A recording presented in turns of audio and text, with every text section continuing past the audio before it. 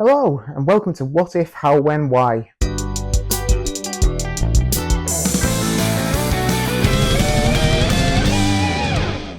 My name is Morgan Brown, and for the last several months, I've been making a series of videos which I've unoriginally entitled the What If series. The idea of this series is that each week I take a different popular song and imagine an alternative universe scenario in which a different set of circumstances or a particular decision that someone made caused the song to go in a completely different direction from the version that we know. Having come up with this idea, I then take the original lead vocal from the record and produce my own backing track to it using just GarageBand and whatever instruments I have to hand to try and create a real life version of this imaginary rendition of the song. It's a great learning experience for me. Every week I have to learn how to play a new song, quite often learn how to play in a different style that I've never played before on several instruments. I have to arrange the song, I have to try and figure out how to produce in that style. I've also been making videos for these things, so as you'll see if you watch any of them, you'll realize my video editing skills and my photo editing skills, not the best, but they're improving every week. So I'm really enjoying just trying to learn how to do this. Also, I just kind of thought, to me, it seems like a fun idea. I'm kind of hoping that everyone else who sees these videos will get into the same playful spirit that they're intended in. So I thought, having got a few months into the series, I'd just do a little video to talk about what I've done so far, give everyone a bit of an overview and try and explain what my intentions have been for each of the videos in the series, and just set up for what's to come in the future. So week one, the pilot episode, if you will, was entitled What If the Carpenters Were a Punk Band? Hanging around, nothing to do but frown. Rainy days and Mondays always get me down. Rainy Days and Mondays rendered into a kind of 90s Epitaph Fat Records skate punk style. A great lead vocal by Karen Carpenter, absolutely incredible. It's a great song as well. Written by Paul Williams and Roger Nichols, who also wrote We've Only Just Begun. But I think a lot of the reason why some people have put off the Carpenters would probably be that they find the arrangements to be a little on the schmaltzy side. Karen Carpenter's voice is so rich and so sweet that the extra sweetness provided by the arrangement is almost too much. So I thought, with a bit of a grittier kind of backing, maybe Karen's voice would still stand up and the song would still stand up. One of the things I've always liked about that kind of 90s skate punk style is that certainly the best bands in the genre, your NoFX's or No Use for a Name's, Lagwagon, although they were playing kind of fast hardcore punk based music, they'd always managed to include some really interesting kind of harmonic content, often playing kind of the power chords in one rhythm guitar against octaves in another, just creating interesting inversions and stuff. So I thought doing that in the background could be a really interesting way to frame Karen's voice on this. It's a first attempt. The isolation on the vocal track wasn't particularly clean, so it's a bit messy. My video editing and photo editing were awful. And also I realized just after releasing this that the band Schlong had already released a punk rock cover version many years ago of the same song, but I think mine, with Karen's original lead vocal, adds something different, so there's room for both to exist. So not a complete triumph, but successful enough for me to want to carry on and just see if I could make a series of these things. So week two, we had What If Boston Made a Country Record?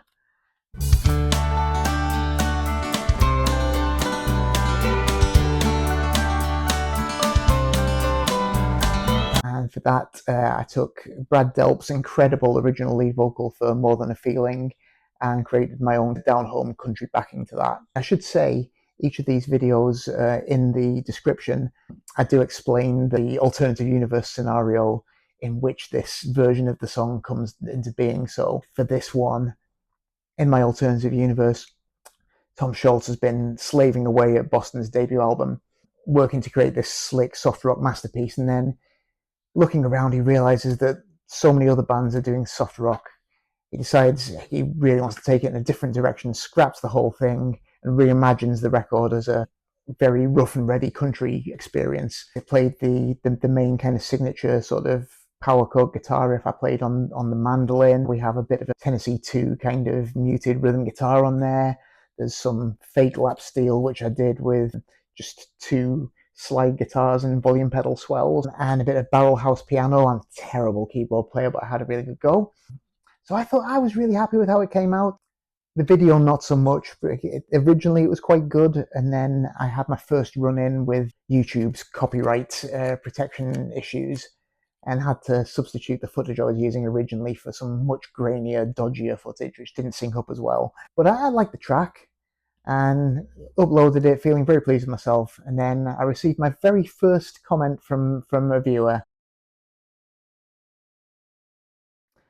Not the type to be beaten down by a little criticism. So I just ploughed straight on into week 3.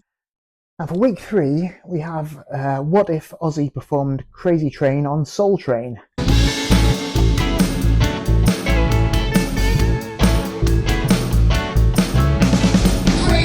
The idea behind this was it's post Ozzy leaving Sabbath. He's disillusioned with the heavy metal scene. So instead of carrying on with his own hard rock band, he decides he's going to go back to the music of his youth, soul music. I had this idea that Ozzy used to be really into soul music. I don't know if it's true, and I maybe just imagined it, but the soul music that was happening when Ozzy was in the pre-Sabbath years was incredible. So if he wasn't into it, he should have been. So I had this idea that Ozzy starts recording soul. Sharon manages to get him onto Soul Train to perform Crazy Train. And I had an idea that I'd try and make the video look like he was on there. Again, ran into some copyright issues, so the nice studio-based performance that I had of the Blizzard of Oz era band was a no-no, copyright-wise, so we had to go with a later clip of the later band with Brad Gillis on guitar playing in some Enormo Dome, which kind of destroyed the illusion, but what can you do? In terms of the recording, I tried to make it sound a little bit like a kind of Stax track with a hint of Motown in there too. My first attempt at doing a horn section using GarageBand horns. It doesn't sound super authentic, but it's all a learning curve. Did receive one comment saying, "This isn't Soul Train." Yeah, tell me about it, buddy. What can you do? And for week 4, the topic was, what if Katy Perry went hair metal? Baby, you're a firework. Come and show 'em why you work. And I envisage a scenario where Katy Perry's in the midst of the recording process for the Firework single, and she's on her way to the studio in a cab, but the cab driver is playing Hysteria by Def Leppard, which she's never heard before in this reality. And she's so taken by the sound that she demands that they completely rework the song and hire in a crew of Sunset Strip hair metal veterans to form a new backing band. So I had loads of fun with this, creating a kind of mock Def Leppard of Mutt Lange. Obviously, it doesn't sound like it's produced by Mutt Lange. It's me on GarageBand. But I nevertheless, I enjoyed creating those kind of layers of guitars, from kind of power chord rhythms to layers of harmony leads and kind of twinkling chorus, and the big booming kind of drums as well. Made a really silly video using some archive footage of Rat. I don't know who the bass player in that lineup of Rat was, but he's an absolute legend, whoever he is. And also got to use the clip from Decline of Western Civilization 2, where London managed to nearly blow themselves up with their homemade pyro, which is amazing. If you've not seen that film, definitely check it out. And then week 5 took a different course again. When I'd been complaining online about not being able to get very authentic horn sounds out of GarageBand, my good friend Paul sent me a link to a plugin called BBC SO Discovery, I think, by Spitfire Audio, which is basically the BBC Symphony Orchestra in plugin form. So I started playing around with this, and it's incredible. So obviously decided that the next thing I did, whatever it was going to have to use this symphony orchestra. I eventually settled on the concept of, what if Iron Maiden went orchestral?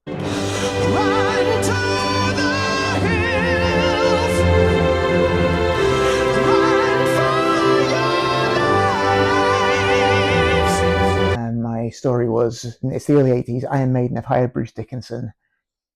Steve Harris feels like the drama and power of Bruce Dickinson's voice can't be matched by a straight ahead heavy metal band, so he decides he's going to turn Iron Maiden into a full orchestra.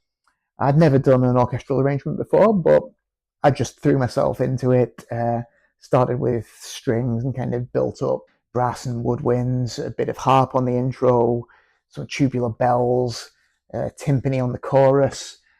And I'm sure if you know anything about classical music, it sounds really inauthentic and clumsy, but to me, I thought it was amazing. So have a watch, see what you think. Episode 5 actually broke my weekly trend. It was kind of a bonus episode just because I live in Liverpool and Taylor Swift was coming to do a stint of, I think, 3 shows at Anfield Stadium here. And the city got very excited. There was kind of Taylor mania going on. So I thought, I'll just jump on the bandwagon, see if I can create some kind of Taylor Swift content in a single evening. Found the isolated vocal track for Love Story, so I decided I was going to do what if Taylor Swift had Wall of Sound production.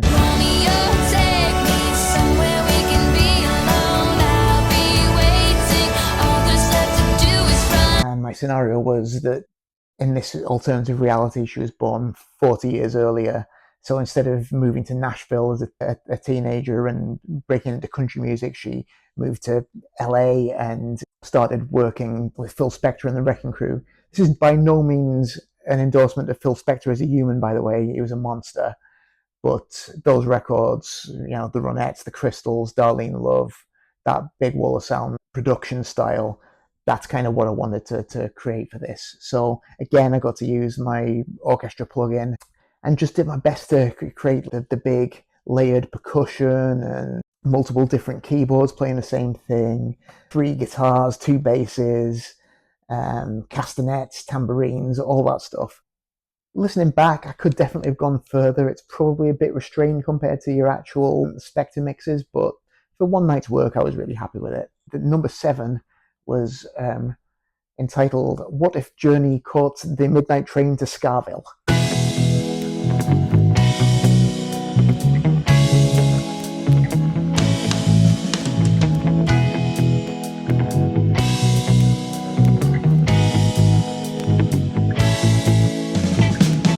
This was a ska version of Don't Stop Believin' by Journey. When I say ska, I don't mean third wave sort of ska punk or anything. My genre as a musician normally is punk rock. I've never really delved too far into ska punk. It's not really my cup of tea, but I do enjoy a fair amount of 60s ska, so that's kind of what I was aiming for. Once again, the copyright demon was trying to thwart me when I was making the video, so couldn't use any actual footage of Journey at all. So the video, I think the actual performance is Steve Perry on a solo tour in the early 90s, but I aimed to cut it with some really cool footage of actual Jamaicans dancing to ska music in the 60s, so I think it comes out okay. Episode 8 is entitled, What If Blackstreet Signed to Dischord Records? Yeah. You know what? I like to play it. No diggity, no doubt. It's a version of Blackstreet with Dr. Dre and Queen Pen's classic hit, No Diggity, in the manner of Fugazi or any of those kind of late 80s, early 90s Dischord, DC area kind of post-hardcore bands.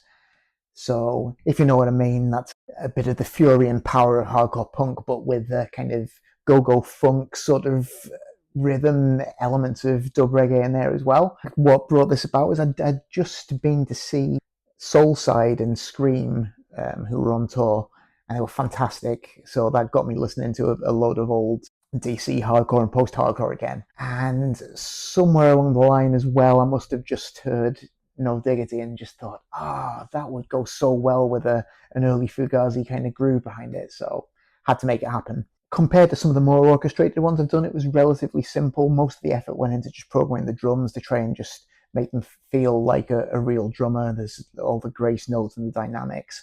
It's not been one of my most watched videos, but the people who like it really like it. For episode 9, I decided to try and do something slightly more contemporary. What if Billie Eilish went full goth? So you're a tough guy, like you're really rough guy, just can't get enough just always a puff cut.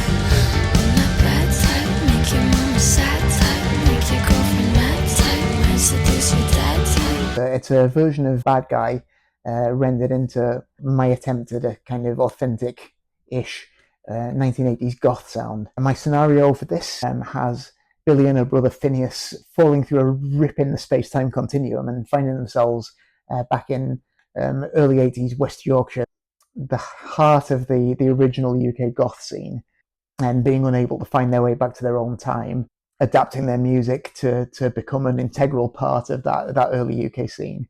So I had loads of fun creating these spooky, spacious guitar sounds with loads of modulation effects, a big rumbling kind of like tom heavy drum pattern. Found some great footage of actual goths from the 80s dancing for the video, and intercut it with some clips of Nosferatu. Week 10 went for something completely different again. Most of my tracks that I've recorded up to this point, apart from the orchestral one, have been pretty guitar heavy. I mean, that's the instrument I mainly play. So I thought it'd be good to try and find one where it's just entirely synth-based, get myself out of my comfort zone, do something a bit more electronic. And the title I hit on was, what if Radiohead were produced by Stockaken and Waterman?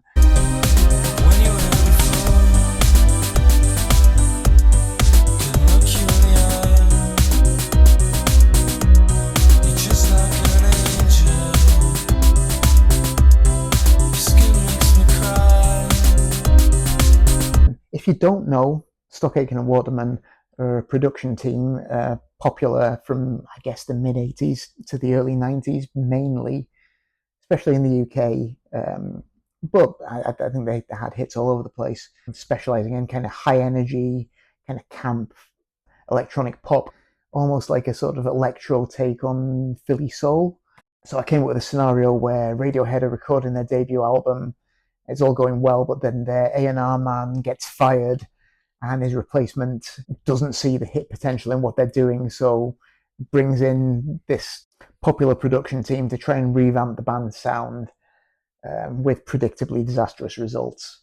So I made a version of Creep in this kind of high-energy camp pop style, complete with layered drum machines, the Think sample. I don't know if you're familiar with the Think sample, but it was on so many pop and dance records at the time. It's the one that just goes, that one, yeah.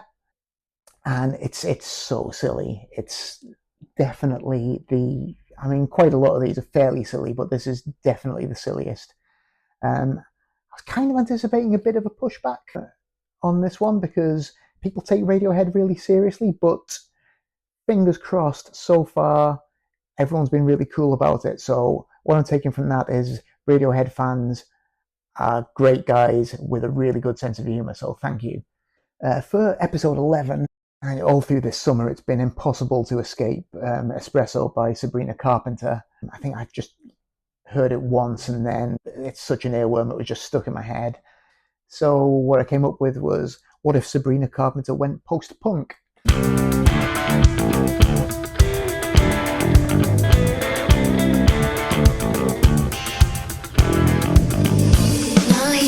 So I envisaged in a hotel in between days of recording the song, and she's flicking through the channels of the TV, comes across a rerun of Erg, A Music War.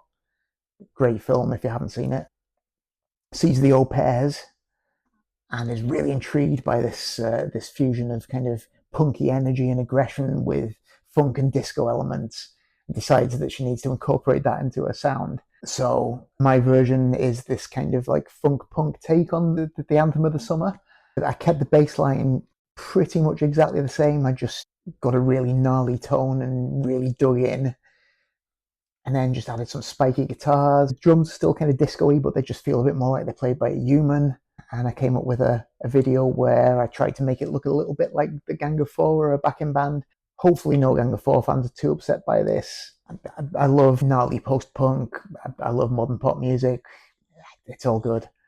Following that one up, we have episode 12, which was, if I remember the title correctly, What If Blondie Had a Psychedelic Garage Band Freakout?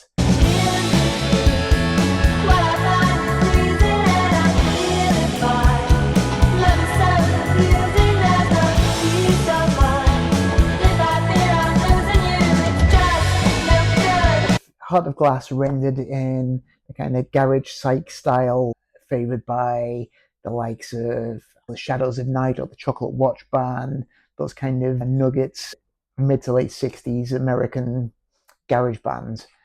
And the scenario I came up with for this one was that, I don't know if you know the original story about Heart of Glass.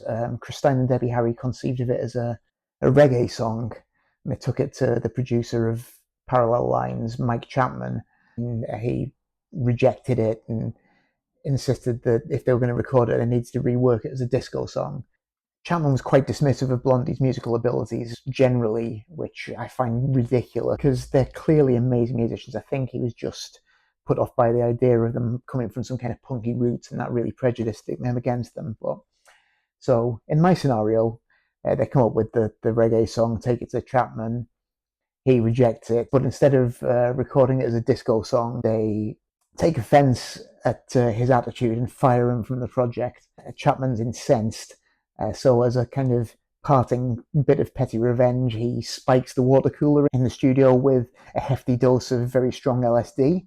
And then the idea is that the track I've recorded is the result of them trying to cut Heart of Glass whilst all tripping out of their minds. So I had loads of fun layering on buzz bass and reversed lead guitars. We've got bits of vocal with rotor vibes on.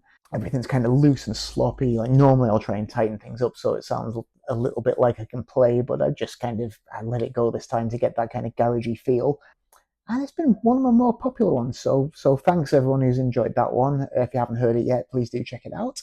An unlucky episode 13, I went for what if Metallica were 60s surf rockers?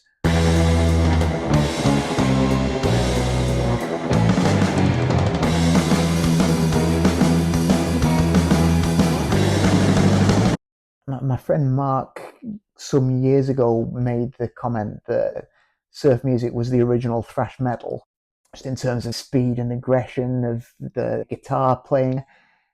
I can kind of see it, and particularly if you listen to something like Dick Dale, I mean, that tremolo picking is almost sort of black metal. So, firstly, I decided to just do the first two verses and choruses. There was no way I was making a 8-minute surf song. Also, I realized fairly rapidly that I was going to need to move everything into 4/4 time because Master of Puppets has many time changes, and no surf music would have that. It's music designed for teenagers to dance to, and you don't want them to be falling over the dance floor. So I had to do quite a lot of editing on the vocal to get everything into 4/4, but then I had some great fun piling loads of super reverby guitar on there, a little bit of cheesy kind of reed organ, and then as a final touch, I decided to go for some Jan and Dean kind of harmony vocals. Unfortunately, my flat, it's not remotely soundproof, so anything I do in here, everyone in the building knows about, so not much scope for recording multiple vocal takes. I'm not much of a singer, so I do need multiple vocal takes to get things right, so there are a few bum notes in there. I apologise. I think you can still kind of tell what it's meant to be. I should also say it's probably one of my favourite videos that I've done, mainly because I was so pleased with how my mock-up of the Master of Puppets sleeve came out, where I replaced all the tombstones with surfboards. I was just chuckling to myself a long time after I made that. But yeah, so we were envisaging Metallica having been born 20 years earlier, so instead of emerging into the heavy metal scene, they're emerging into surf music and developing a reputation for being the hardest, fastest surf act. And mocked up a few photos to kind of show how that might have looked as well. I think it's really good fun, so check that out. And yeah, I've got a couple more lined up for the next couple of weeks, but after that, I'm looking for ideas. So if there's any genre that I haven't tried yet that you'd like me to have a go at, or any artist who I haven't looked at yet who you'd like me to take on a song by, please do drop a little comment to just tell me. I can't promise I'll be able to do it because A, I'm dependent on what I can get a good, clean, isolated vocal of, and B, I'm reliant on being able to actually play whatever kind of music it is. But I will definitely try. So I hope you're enjoying the series, and yeah, maybe I'll do a few more of these videos to just explain what I'm doing as I go along. But yeah, I look forward to hearing your ideas, and thanks very much for watching. Like and subscribe if you're enjoying what I'm doing, and I'll see you next time.